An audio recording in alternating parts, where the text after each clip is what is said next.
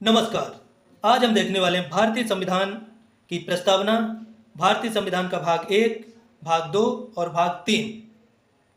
अगर आप UPPCS, RO, ARO, super TET की तैयारी कर रहे हैं तो ये वीडियो आपके लिए खास होने वाला है। चैनल को सब्सक्राइब कर लीजिए और वीडियो को लास्ट तक देखिए।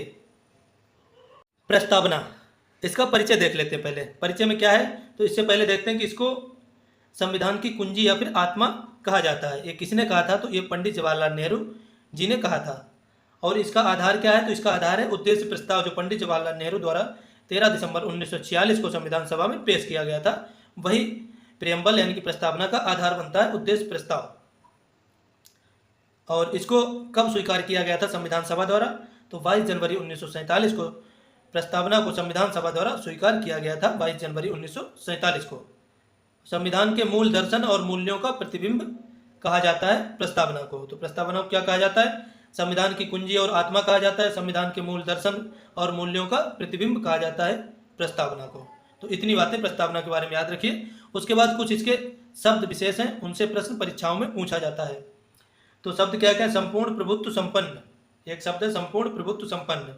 इसका मतलब क्या होता है तो भारत ना तो किसी अन्य देश पर निर्भर है और न किसी अन्य देश का डोमिनियन है। ये अपने आंतरिक और बाहरी निर्णय लेने हो तो स्वतंत्र है। संपूर्ण प्रभुत्व का संपन्न का मतलब हुआ कि भारत ना तो किसी देश पर निर्भर है, ना तो किसी का गुलाम है। अपने निर्णय लेने में चाहे बाहरी हो या आंतरिक निर्णय हो उसके लिए स्वतंत्र है। दूसरा शब्द है समाजवादी। भारतीय समाजवाद लोकतांत्रिक समाजवाद है, न कि साम्यवाद समाजवाद। इसका लक्ष्य गरीबी और असमानता को दूर करना है। मतलब भारतीय समाजवाद लोकतांत्रिक समाजवाद है। समाजवादी का अर्थ ये हुआ, ना कि साम्य समाजवाद है। जैसा कि साम्य समाजवाद यूएसएसआर में है वैसा नहीं है, यहाँ पे लोकतांत्रिक समाजवाद है। समाजवादी का अर्थ ये हुआ। उसके बाद पंथ निरपेक्ष। पंथ निरपेक्ष का मतलब क्या हुआ तो राज्य का अपना कोई आधिकारिक धर्म नहीं होगा, सभी धर्मों का सरकार समान संरक्षण और समर्थन प्राप्त होगा। 42वें संविधान संशोधन द्वारा जोड़ा गया पंथ निरपेक्ष। उसके बाद लोकतांत्रिक यानी कि डेमोक्रेटिक। शक्ति का अंतिम स्रोत जनता होगी। लोकतंत्रात्मक का अर्थ होता है शक्ति का अंतिम स्रोत जनता होगी। भारत में अप्रत्यक्ष लोकतंत्र यानी कि संसदीय प्रणाली को अपनाया गया है। इसमें वयस्क मताधिकार, कानून की सर्वोच्चता और न्यायपालिका की स्वतंत्रता शामिल है। अगला टर्म है गणराज्य, रिपब्लिक। भारत का राज्य प्रमुख यानी कि राष्ट्रपति प्रत्यक्ष या अप्रत्यक्ष रूप से चुना जाता है। ये पद वंशानुगत ब्रिटेन की तरह नहीं होता है। सभी सार्वजनिक कार्यालय नागरिकों के लिए खुले रहते हैं। जो सार्वजनिक कार्यालय हैं वो नागरिकों के लिए खुले रहते हैं। और ब्रिटेन की तरह पद वंशानुगत नहीं होगा। राष्ट्रपति का यहाँ पे चुना जाएगा हर 5 साल में। न्याय के 3 रूप प्रस्तावना में दिए हैं, सामाजिक न्याय, आर्थिक न्याय और राजनीतिक न्याय। सामाजिक न्याय का मतलब क्या होता है तो जाति, धर्म, लिंग के आधार पर बिना किसी भेदभाव के समान व्यवहार किया जाएगा सभी नागरिकों के साथ। आर्थिक न्याय, संपदा, आय और संपत्ति की असमानता को दूर करना। और राजनीतिक न्याय, हर नागरिक को समान राजनीतिक अधिकार प्राप्त होगा। न्याय का यह आदर्श 1917 की रूसी क्रांति से प्रेरित है। न्याय का आदर्श कहाँ से प्रेरित है तो 1917 की रूसी क्रांति से प्रेरित है। स्वतंत्रता, समता और बंधुत्व, ये भी प्रस्तावना में शब्द हैं 3। तो स्वतंत्रता काय की होगी? विचार, अभिव्यक्ति, विश्वास, धर्म और उपासना की स्वतंत्रता होगी। समता काय की होगी तो प्रतिष्ठा, अवसर और की समता होगी। प्रतिष्ठा और अवसर की समता, विचार, अभिव्यक्ति, विश्वास और धर्म, उपासना की स्वतंत्रता। और बंधुत्व, व्यक्ति की गरिमा और राष्ट्र की एकता और अखंडता को सुनिश्चित करने वाला बंधुत्व होना चाहिए। ये शब्द फ्रांसीसी क्रांति 1789 से 1799 के बीच जो हुई उससे लिए गए हैं, स्वतंत्रता, समता और बंधुत्व। आगे देखते हैं प्रस्तावना, संशोधन और विवाद। प्रस्तावना में संशोधन कब किया गया और उसमें क्या विवाद रहा तो बेरूवारी यूनियन केस 1960। सुप्रीम कोर्ट ने कहा प्रस्तावना संविधान का भाग नहीं है।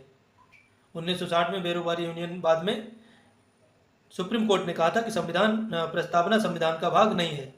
उसके बाद 1973 में केशवानंद भारतीवाद आया और उसमें ऐतिहासिक निर्णय हुआ तो सुप्रीम कोर्ट ने कहा कि प्रस्तावना संविधान का अभिन्न अंग है।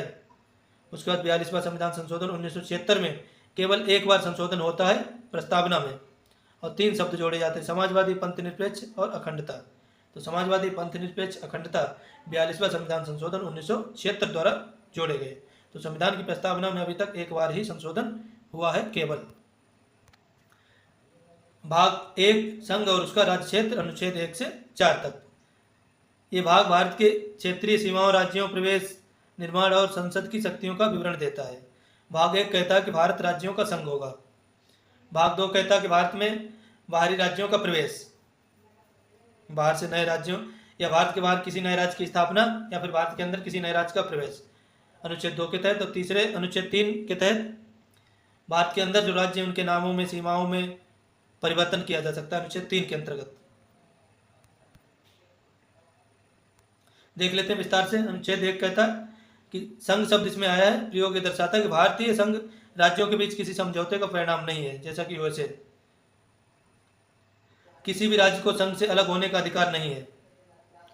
संघ का अर्थ क्या हुआ कि भारत का कोई भी राज्य संघ से अलग नहीं हो सकता है।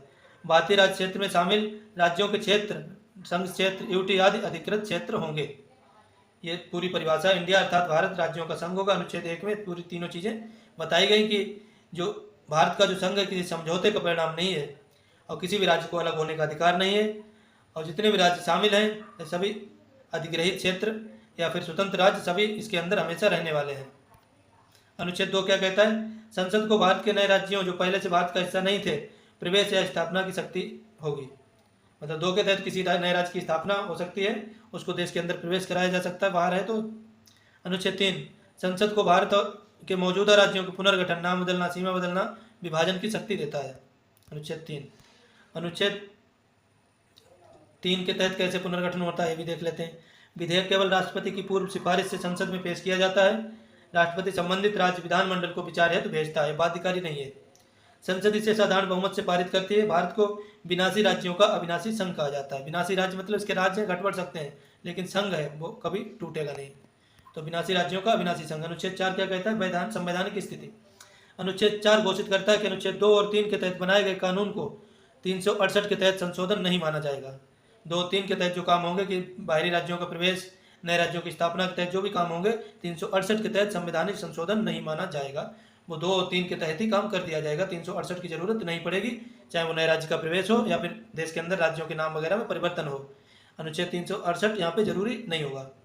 अर्थात राज्यों के गठन परिवर्तन के लिए साधारण विधायी प्रक्रिया पर्याप्त है, बहुमत की आवश्यकता नहीं है। राज्यों का विकास, प्रमुख समितियां। धर आयोग 1948, अध्यक्ष एस के धार। राज्यों के पुनर्गठन का आधार प्रशासनिक सुविधा होना, ना कि भाषाई सुविधा। इसमें प्रशासनिक सुविधा होना जरूरी बताया गया था, भाषाई सुविधा होना जरूरी नहीं बताया गया था। उसके बाद जेबीपी समिति 1948 में सदस्य जवाहरलाल नेहरू, वल्लभ भाई पटेल, पट्टाभी सीतारमैया, इन्होंने भाषाई आधार पर राज्यों के पुनर्गठन को खारिज किया और धर आयोग ने भी भाषाई आधार पर खारिज किया। उसके बाद पोट्टी श्रीराम मुल्लू 56 दिन की भूख हड़ताल पर बैठने के बाद इनकी मृत्यु हो गई। पोट्टी श्रीराम मुल्लू, इनकी 56 दिन की भूख हड़ताल के बाद मृत्यु हो गई और उसके फलस्वरूप 1953 में भाषाई आधार पर आंध्र प्रदेश पहला राज्य बना है। भूख हड़ताल के द्वारा इनकी मृत्यु हो गई, देश में बहुत ज़्यादा अशांति फैल गई। फजल अली आयोग 1956, सदस्य थे फजल अली, अध्यक्ष थे इसके। के.एम. पणिक्कर सदस्य थे, एन.एच. कुंजरू सदस्य थे। रिपोर्ट भाषाई आधार को व्यापक रूप से स्वीकार कर लिया गया जब उनकी मृत्यु हो गई। उसके बाद आंध्र प्रदेश सबसे पहले 1953 में बना भाषाई आधार पर नया राज्य।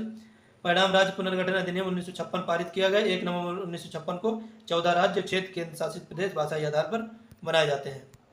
राज्यों का गठन कालक्रम 1960 में महाराष्ट्र एवं गुजरात बने, बॉम्बे से अलग होकर। 1963 में नागालैंड असम से अलग होकर बना। 1966 में हरियाणा एवं चंडीगढ़ पंजाब से अलग होकर बना। 1975 में सिक्किम में 36वां संविधान संशोधन हुआ और पूर्ण राज्य का दर्जा सिक्किम को दिया गया। 2000 में छत्तीसगढ़, उत्तराखंड, झारखंड बने। 2014 में तेलंगाना और 2019 में जम्मू कश्मीर एवं लद्दाख बनता है, यूटी। भाग 2 नागरिकता, अनुच्छेद 5 से 11 तक। भारत में एकल नागरिकता ब्रिटेन से प्रभावित है। संविधान केवल 26 जनवरी 1950 के समय नागरिकों की स्थिति बताता है। अनुच्छेद 5 क्या कहता है? संविधान लागू होने के समय अधिवास के आधार पर नागरिकता, लागू होने के समय जो भारत में था उसको नागरिक माना जाएगा। संविधान का अनुच्छेद 6 कहता है पाकिस्तान से भारत आने वाले व्यक्तियों की नागरिकता, जो पाकिस्तान से भारत टाइम पे आ गए उनको नागरिक माना जाएगा। अनुच्छेद 8 कहता है भारत के बाहर रहने वाले भारतीय मूल के व्यक्तियों का अधिकार, जो कि अप्रवासी भारतीय होते हैं, उनके अधिकार के संबंध में, नागरिकता के अधिकार के संबंध में प्रावधान है अनुच्छेद 8 में। अनुच्छेद 9 कहता है एकल नागरिकता, यदि कोई व्यक्ति स्वेच्छा से किसी विदेशी राज्य की नागरिकता प्राप्त कर लेता है तो भारतीय नागरिकता स्वतः उसकी समाप्त हो जाएगी, अनुच्छेद 9 कहता है। अनुच्छेद 11 क्या कहता है? संसद को नागरिकता के अर्जन, समाप्ति, नागरिकता संबंधी किसी भी तरह का कानून बनाने की शक्ति होगी। नागरिकता प्राप्ति के 5 तरीके: जन्म से, वंश द्वारा, पंजीकरण द्वारा, प्राकृतिकरण द्वारा, क्षेत्र समावेश द्वारा। जन्म से मतलब भारत में जन्मा है व्यक्ति नागरिक है भारत का, भारत के बाहर जन्मा है लेकिन माता पिता भारतीय, भारत का नागरिक होगा। पंजीकरण द्वारा भारतीय मूल के व्यक्ति 7 वर्ष निवास करता, पंजीकरण द्वारा नागरिकता प्राप्त कर लेगा। प्राकृतिकरण द्वारा विदेशी व्यक्ति 12 वर्ष निवास करेगा तो भारतीय नागरिकता प्राप्त हो जाएगी उसको। क्षेत्र समाविष्ट, अगर भारत किसी नए राज्य को जीत लेता है किसी दूसरे देश को, तो वहाँ के नागरिक भारत के नागरिक हो जाएंगे। नागरिकता की समाप्ति, त्याग, पूर्ण आयु का भारतीय नागरिक अपनी नागरिकता स्वेच्छा से त्याग कर सकता है। पर्यावसन, जब कोई व्यक्ति दूसरे देश की नागरिकता ले ले भारतीय नागरिकता समाप्त हो जाती है। वंचना, केंद्र सरकार द्वारा अनिवार्य समाप्ति, जैसे धोखाधड़ी, संविधान के प्रति अनादर वगैरह, दिवालिया हो जाने पर नागरिकता से वंचित किया जा सकता है। भाग 3 मौलिक अधिकार, अनुच्छेद 12 से 35 मौलिक अधिकार वर्णित हैं। उद्देश्य क्या है? तो राजनीतिक लोकतंत्र की स्थापना करना है मौलिक अधिकारों का उद्देश्य। प्रकृति इनकी बाध्य योग्य है, उल्लंघन होने पर सीधे सुप्रीम कोर्ट जाया जा सकता है अनुच्छेद 32 के तहत। प्रेरणा ली गई यूएसए के संविधान से, बिल ऑफ राइट से। जो हमारे अधिकार हैं मौलिक अधिकार यूएसए के संविधान से लिए गए हैं। देखते हैं, समता का अधिकार अनुच्छेद 14 से 18 तक है। स्वतंत्रता का अधिकार अनुच्छेद 19 से 22 तक है। शोषण के विरुद्ध अधिकार 23 से 24 तक है। धर्म की स्वतंत्रता का अधिकार 25 से 28 तक है। संस्कृति एवं शिक्षा संबंधी अधिकार अनुच्छेद 29 और 30 है। संवैधानिक उपचारों का अधिकार अनुच्छेद 32 में वर्णित है। और अनुच्छेद 31 में जो था संपत्ति का अधिकार, उसको हटा दिया गया है। 44वें संविधान संशोधन द्वारा इसको कानूनी अधिकार बनाकर अनुच्छेद 300A में रख दिया गया और 44वें संविधान संशोधन 1978 द्वारा इसको हटाया गया। अनुच्छेद 12 राज्य की परिभाषा, अनुच्छेद 12 में मौलिक अधिकार राज्य के विरुद्ध प्राप्त हैं जो कि राज्य में शामिल है। केंद्र सरकार और संसद, राज्य की परिभाषा क्या होगी? तो राज्य क्या होगा? केंद्र सरकार और संसद राज्य होगा। राज्य सरकार और विधानमंडल राज्य होगा। सभी स्थानीय प्राधिकरण मतलब नगर पालिका, नगर पंचायत वगैरह राज्य माने जाएंगे। अन्य वैधानिक निकाय LIC, ONGC, सेल वगैरह सभी राज्य माने जाएंगे। अनुच्छेद 13 न्यायिक पुनरावलोकन क्या है? तो विधि जो मौलिक अधिकारों से असंगत हो। ये अनुच्छेद न्यायपालिका को शक्ति देता है कि भाई किसी ऐसे कानून को शून्य घोषित करते हैं जो मौलिक अधिकारों का उल्लंघन करता है। सिद्धांत आच्छादन सिद्धांत, पृथक्करणीयता का सिद्धांत, 2 सिद्धांत होंगे कि जहाँ तक मौलिक अधिकारों का उल्लंघन होता है उस अधिकार को वहाँ तक सीमित कर देना चाहिए या फिर उसको खत्म कर देना चाहिए। कोई ऐसा नियम बनता है जिससे मौलिक अधिकार थोड़ा प्रभावित होता है तो उस नियम को थोड़ा सा कम कर देना चाहिए जिससे मौलिक अधिकार प्रभावित ना हो। अगर पूरी तरह प्रभावित होता है मौलिक अधिकार तो उस पूरे नियम को खत्म कर देना चाहिए। इसको कहते हैं न्यायिक पुनरावलोकन। विधि के समक्ष क्षमता अनुच्छेद 14 के अंतर्गत है। ब्रिटिश मूल किसी विशेष अधिकार नहीं, कानून की नज़र में सब एक बराबर होंगे, नकारात्मक अवधारणा है। विधि का समान संरक्षण अमेरिकी मूल से प्रेरित है। ये समान परिस्थितियों में समान व्यवहार किया जाना चाहिए प्रत्येक नागरिक के साथ। 15 अनुच्छेद राज्य केवल धर्म, मूल, वंश, जाति, लिंग, जन्म स्थान के आधार पर कोई भेदभाव नहीं करेगा। अपवाद है कि महिलाओं के लिए, बच्चों के लिए, पिछड़े वर्गों के लिए, ST SC के लिए कुछ विशेष आरक्षण के उपबंध किए जा सकते हैं। इसमें भेदभाव उनको एक बराबर रेखा में लाने के लिए किया जा सकता है, गिराने के लिए नहीं। अनुच्छेद 16 लोक नियोजन में अवसर की समानता, सरकारी नियुक्तियों में सभी नागरिकों को समान अवसर दिया जाएगा। अनुच्छेद 16(4) पिछड़े वर्गों के लिए नौकरियों में आरक्षण दिया जाएगा, यहाँ भी अपवाद है। हाल में 103वें संविधान संशोधन द्वारा EWS 10% आरक्षण दिया गया सामान्य वर्ग के लिए। अस्पृश्यता एवं उपाधियों का अंत, अनुच्छेद 17 कहता है कि अस्पृश्यता का अंत होगा। कोई भी छुआछूत संबंधी चीज़ें समाज में व्याप्त नहीं रह सकती और जो भी इन चीज़ों को फॉलो करेगा उसको दंड दिया जाएगा। अनुच्छेद 18 उपाधियों का अंत, सैन्य एवं शैक्षणिक विशिष्टता को छोड़कर अन्य सभी उपाधियों का निषेध है। विदेशी राज्य से उपाधि लेने हेतु राष्ट्रपति की अनुमति आवश्यक है। स्वतंत्रता का अधिकार अनुच्छेद 19 अनुच्छेद 19(1) में क्या है कि वाक एवं अभिव्यक्ति की स्वतंत्रता, इसी में प्रेस की स्वतंत्रता है। सबसे इंपॉर्टेंट क्वेश्चन बनता है कि प्रेस की स्वतंत्रता किसमें? तो अनुच्छेद 19(1)(a) वाक एवं अभिव्यक्ति की स्वतंत्रता के अंतर्गत प्रेस की स्वतंत्रता आती है। अनुच्छेद 19(1)(b) में क्या? शांतिपूर्ण एवं निरायुध सम्मेलन करना, शांतिपूर्ण बिना हथियार के सम्मेलन करना। 19(1)(c) कहता है संगम या संघ बनाने का अधिकार भी 19(1)(c) में शामिल है। 19(1)(d) भारत के राज्य क्षेत्र में सर्वत्र आवाज संचरण, कहीं भी घूम सकते हैं। 19(1)(d) कहता है। 19(1)(e) क्या कहता है? किसी भाग में निवास करने, बस जाने का अधिकार होगा। 19(1)(g) कहता है कोई वृत्ति, व्यापार या कारोबार करने का अधिकार 19(1)(g) से प्राप्त होता है। इन अधिकारों पर युक्त निर्बंधन लगाए जा सकते हैं अगर आप दूसरे के अधिकारों का हनन करते हैं। अनुच्छेद 20 दोष स्थिति से संरक्षण, कानून लागू होने के बाद पिछली तारीख से सजा नहीं, मतलब आपने जिस तारीख में जुर्म किया है उस टाइम पे जो सजा है वही आपको मिलेगी, उसके बाद जो आई है वो नहीं मिलेगी, उससे पहले जो चल रही थी वो नहीं मिलेगी, उस टाइम पे जो है वही सजा आपको मिल सकती है जुर्म के एवज में। एक अपराध के लिए एक बार ही दंड मिलेगा, एक अपराध के लिए बार बार आपको दंड नहीं दिया जा सकता। खुद के खिलाफ गवाही देने हो तो बाध्य नहीं किया जा सकता, कोई आपसे ये नहीं कह सकता कि आप खुद के खिलाफ गवाही दो, आप खुद को गुनहगार साबित कर दो खुद बोलकर, ऐसा नहीं करवाया जा सकता आपसे। विधि द्वारा स्थापित प्रक्रिया के बिना किसी को वंचित नहीं किया जाएगा। प्राण एवं दया की स्वतंत्रता के अंतर्गत विधि द्वारा स्थापित प्रक्रिया के बिना किसी को वंचित नहीं किया जा सकता। मेनका गांधी केस 1978 के बाद इसका विस्तार हुआ, इसमें शामिल है निजता का अधिकार, स्वतंत्र पर्यावरण का अधिकार, गरिमा के साथ जीने का अधिकार। प्राण एवं दया की स्वतंत्रता के अंतर्गत 1978 के बाद इसका विस्तार हुआ, निजता का अधिकार आया इसमें, जो भी हम व्हाट्सअप वगैरह फेसबुक चीज़ें चलाते हैं निजता हमारी बनी रहे, इसके लिए ये अधिकार 21 में संरक्षण प्रदान करता है। स्वच्छ पर्यावरण का अधिकार, गरिमा के साथ जीने का अधिकार। अनुच्छेद 21 है 86, ये क्या है 86? संविधान संशोधन 2002, जो 86वां संविधान संशोधन होता है 2002 में 6 से 14 वर्ष आयु के बच्चों को निःशुल्क और अनिवार्य शिक्षा देना राज्य का दायित्व होगा। आरटी 2009 के तहत इसी अनुच्छेद को लागू किया गया। अनुच्छेद 22 गिरफ्तारी से संरक्षण, दंडात्मक निरोध।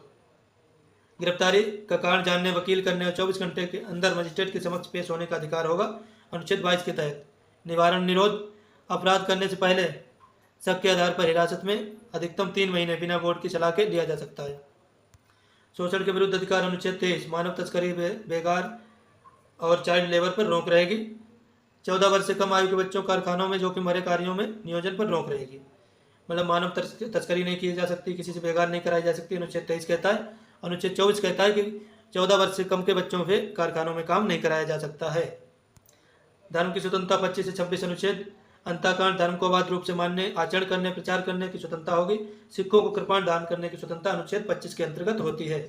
सिख एक तलवार और एक कृपाण, दो चीजें धारण करते हैं, तो वो स्वतंत्रता उनको अनुच्छेद 25 देता है। अनुच्छेद 26 धार्मिक कार्यों के प्रबंधन की स्वतंत्रता, आप धार्मिक संस्थाएं बना सकते हैं, संपत्ति अर्जित कर सकते हैं धर्म के नाम पर, लेकिन उसको उसी में खर्च करना होगा। आज के टाइम पे राम मंदिर की तरह घोटाला नहीं करना।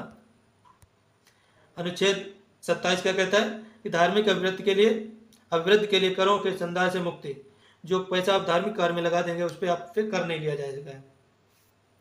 अनुच्छेद 28 सरकारी शिक्षण संस्थानों में धार्मिक शिक्षा का निषेध, जो राज्य सरकार या केंद्र सरकार सरकारी संस्थाएं बनाती है या उनको चलाती है उनमें धार्मिक शिक्षा नहीं दी जा सकती, और कोई भी प्राइवेट संस्था अपनी धार्मिक शिक्षा संस्थाओं की व्यवस्था कर सकती है। संस्कृति और शिक्षा का अधिकार, अनुच्छेद 29 अल्पसंख्यकों की भाषा, लिपि और संस्कृत का संरक्षण होगा, बहुसंख्यक दोनों एससी की व्यवस्था करेंगे। अनुच्छेद 30 अल्पसंख्यकों को शिक्षण संस्थानों को स्थापित करने का, प्रशासन करने का अधिकार होगा। जो अल्पसंख्यक लोग हैं उनको अपने धर्म से संबंधित शिक्षण संस्थानों को स्थापित करने का अधिकार होगा और प्रशासन करने का भी अधिकार होगा। वो अपनी शिक्षा संस्कृति को आगे बढ़ा सकते हैं, धार्मिक चीज़ों को लेकर चल सकते हैं। संवैधानिक उपचारों का अधिकार, अनुच्छेद 32 डॉक्टर अम्बेडकर ने इसको संविधान की हृदय और आत्मा कहा है, क्योंकि इसके बिना सारे अधिकार शून्य हैं। अगर ये अधिकार ना होता तो हम अधिकार को लागू करवाने के लिए सुप्रीम कोर्ट नहीं जा सकते थे। ये अनुच्छेद स्वयं में मौलिक अधिकार है जो कि अधिकारों को प्रभावी बनाता है। संवैधानिक उपचारों का अधिकार, अनुच्छेद 32 के तहत 5 प्रकार की रिट जारी की जा सकती हैं सुप्रीम कोर्ट के द्वारा। ये कौन कौन सी हैं? तो एक नंबर देखते हैं, बंदी प्रत्यक्षीकरण, अंग्रेजी में इसको कहते हैं हैबियस कॉर्पस। इसका मतलब होता है सशरीर प्रस्तुत करना, अवैध हिरासत के विरुद्ध व्यक्तिगत स्वतंत्रता। उसके बाद परमादेश, मैंडमस जिसको बोलते हैं, इसका मतलब होता है हम आदेश देते हैं, लोक कर्तव्यों के पालन हेतु सार्वजनिक अधिकारियों को जारी की जाती है ये रिट। प्रतिषेध, प्रोहिबिशन, इसका मतलब होता है रोकना, उच्च न्यायालय द्वारा अधीनस्थ न्यायालयों को क्षेत्राधिकार से बाहर जाने से रोका जाता है। सर्वोच्च न्यायालय आदेश देता है उच्च न्यायालय को कि आप अपने अधिकार क्षेत्र में रहें। उसके बाद उत्प्रेषण, पूर्णतः सूचित होना, लंबित मामलों को उच्च न्यायालयों में स्थानांतरित करना। उसके बाद अधिकार परीक्षा, किस अधिकार से? सार्वजनिक पद के अवैध दावे की जांच हेतु। अगर कोई भी अपने पद का दुरुपयोग करता है, कुछ गलत काम करता है, तो उससे पूछा जाता है आपने किस अधिकार से ये काम किया है। यह है 5 रिट। अब और कुछ देख लेते हैं।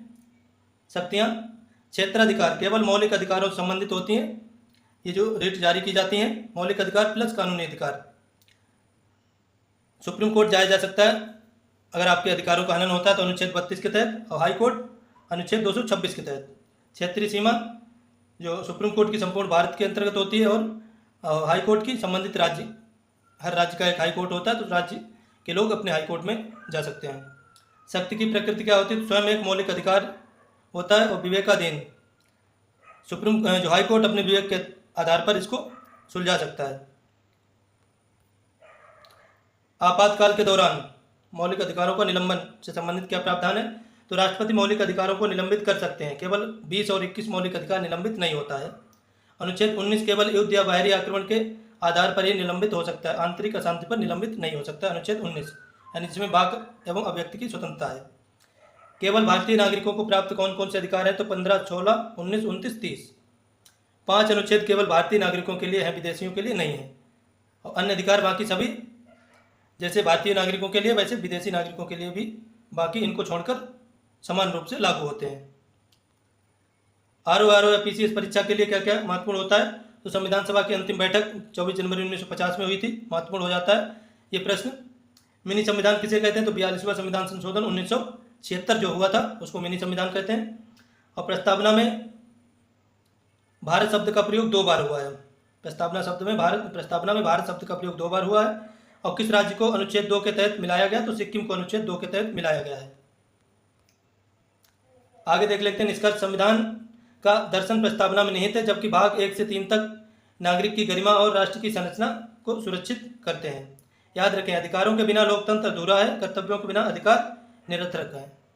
अधिकारों के बिना लोकतंत्र अधूरा है और कर्तव्यों के बिना अधिकार निरर्थक है। जब तक आप कर्तव्य अपने ध्यान नहीं रखेंगे तब तक आपको अधिकारों को उपभोग करने का अधिकार नहीं होना चाहिए।